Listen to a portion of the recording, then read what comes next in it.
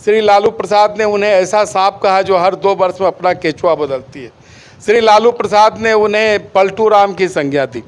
श्री तेजस्वी यादव ने उन्हें बिहार का सबसे झूठा आदमी करार दिया।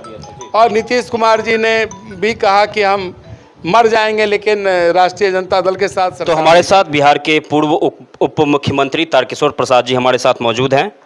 आने वाले चुनाव को लेकर के तमाम राजनीति किस प्रकार से प्यादा बिछाया जाएगा, किस प्रकार से बिसादे चलेंगी, उन तमाम बातों पर हम जिक्र करेंगे। बहुत बहुत स्वागत है सर आपका हमारे चैनल पर। सबसे पहला सवाल, आखिर इतने जल्दी क्या कुछ हो गया जो दोनों पार्टियां आपस से टूट गई, बिखर गई? देखिए, 2005 में श्री नीतीश कुमार जी के नेतृत्व में हम सबों ने बिहार में सरकार बनाई और एक बड़ा परिवर्तन विकास के क्षेत्र में हुआ और बिहार के विकास की गाड़ी पटरी पर चली और बिहार एक बेहतर बिहार के रूप में पूरे राष्ट्रीय स्तर पर इसकी पहचान बनी। हम सबों ने बिहार का जो गौरवशाली इतिहास और परंपरा था उसको भी हम सबों ने पुनर्जीवित करने का काम किया। लेकिन श्री नीतीश कुमार जी के मन में प्रधानमंत्री बनने की जो महत्वाकांक्षा है वो हिलोर मार रही थी। लेकिन उन्हें पता था कि भारतीय जनता पार्टी के जो हमारे यशस्वी प्रधानमंत्री श्री नरेंद्र मोदी जी हैं और वो लंबे वक्त तक भारत में प्रधानमंत्री के रूप में नेतृत्व करने वाले हैं, तो उन्हें लगा कि यहाँ तो कोई वैकेंसी है नहीं प्रधानमंत्री का। इसलिए उन्होंने ऐसा रास्ता चुना जहाँ जो यूपीए है, जहाँ अलग अलग कई दल हैं भारतीय राष्ट्रीय कांग्रेस के साथ, तो उनके साथ वो जाना ज़्यादा बेहतर समझे। लेकिन उनको बेहतर ढंग से पता है कि जो जनता दल यूनाइटेड अपने बूते बिहार में कभी अपनी सरकार नहीं बना पाई,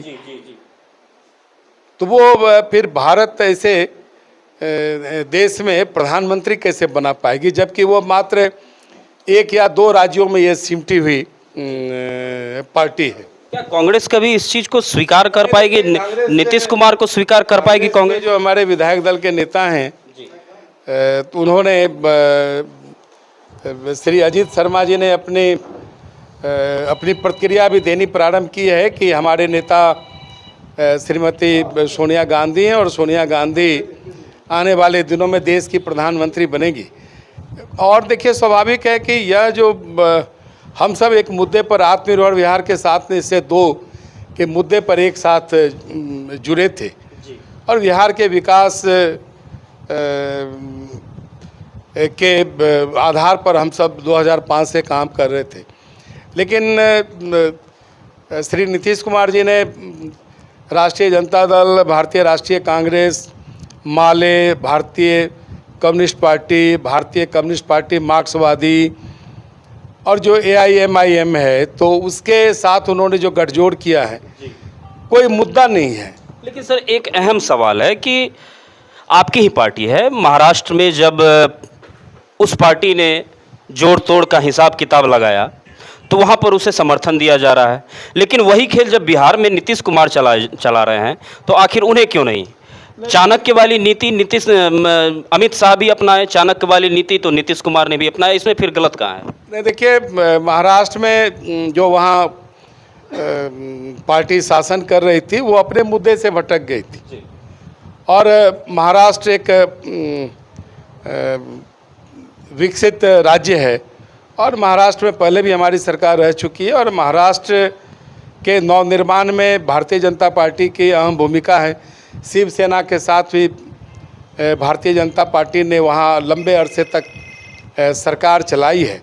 लेकिन जब वहाँ भटकाव की स्थिति बन गई थी, इसीलिए उसमें और शिवसेना के ही श्री शिंदे के नेतृत्व में हमारी पार्टी ने सरकार बनाई, किसी दूसरे दल से समझौता नहीं किया।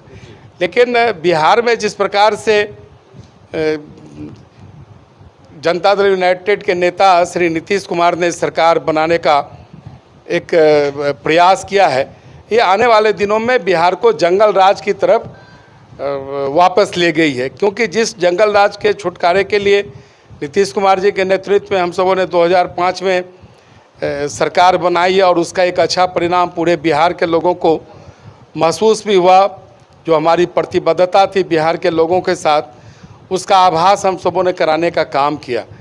लेकिन अभी जो राष्ट्रीय जनता दल हैं और उनके नेता हैं, वो उन्हें जो ईडी का शिकंजा है उससे बचना है और श्री नीतीश कुमार जी का जो एक ख्वाब है कि हम प्रधानमंत्री के रूप में भारत में दिखे, तो उसके उम्मीदवारी के लिए उन्होंने यूपीए को चुना। लेकिन आपको स्पष्ट तौर पर पता है कि जिन दलों के साथ आज वो सरकार बनाए हैं, उन दलों के नेताओं ने श्री नीतीश कुमार जी के बारे में क्या कहा और श्री नीतीश कुमार जी ने राष्ट्रीय जनता दल के श्री लालू प्रसाद जी, श्री तेजस्वी यादव के बारे में क्या कहा, ये जग जाहिर है। आपको पता है कि श्री लालू प्रसाद ने उन्हें ऐसा सांप कहा जो हर 2 वर्ष में अपना केचुआ बदलती है। श्री लालू प्रसाद ने उन्हें पलटू राम की संज्ञा दी।